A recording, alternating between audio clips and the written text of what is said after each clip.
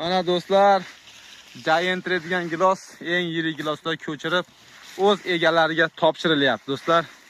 Mana shundan boq qilganlar kam bo'lmaydi. Sababi kalibri yirik bo'ladi. O'zbekistonda 15 yasharlik, 20 yasharlik daraxtlar ham bor. O'zbekiston muhitida mos kelgandan do'stlar. 5-6-yildan do'stlar mayda bo'lib ketmaydigan sort mana shu bo'ladi. Hali boshqa yangi sortlar hali 5-yil, 6-yilda mayda qilishni boshladi. Ba'zi bir sortlar sinovdan o'tmagan. Shuning uchun bizda 10 yildan ag'ida yaxshi bo'lgan giloslarni imkon boricha xalqqa sotamiz aka.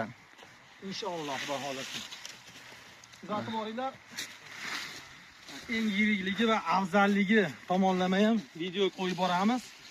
Sinovdan o'tgan narsalardan ishlashni maslahat beraman. Yangi narsa kelishiga ekib olmasliklarini maslahat beraman, chunki yangi narsalar, yangi kelayotgan sortlar 8-10-yildan boshlab turib kalibrda juda ham katta o'zgarish bo'lib qolishi mumkin, chunki yoshligida juda yirik gilos bergani bilan u aynan massaga to'lgan yoshi 8 yosh, 10 yoshdan turib aynan siz eng katta daromad olaman degan vaqtingizdan boshlab gilosingizni kalibri juda ham mayda bo'lib qolib, bozorda o'rnini topolmay qolishi mumkin. Lekin bu giloslar juda ham katta daraxtlari bor, sinovdan o'tgan, bozorda o'rnini topadi. Bizdan keyingi avlod ham bu gilosdan xudo xolasa inshaalloh bemalol maza qilib rahmat aytib foydalanadi. Mehnatlarga bitta like bosamiz, bu videoni gilosdan boq qilaman deyotgan yosh kattaroq akaxon tanishlaringga jo'natib qo'yasizlar. 2025-yil 21-noyabrda olingan video mana poliya.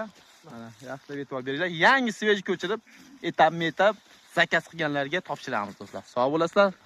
Videoni yoqayotganimiz like bosib qo'yamiz.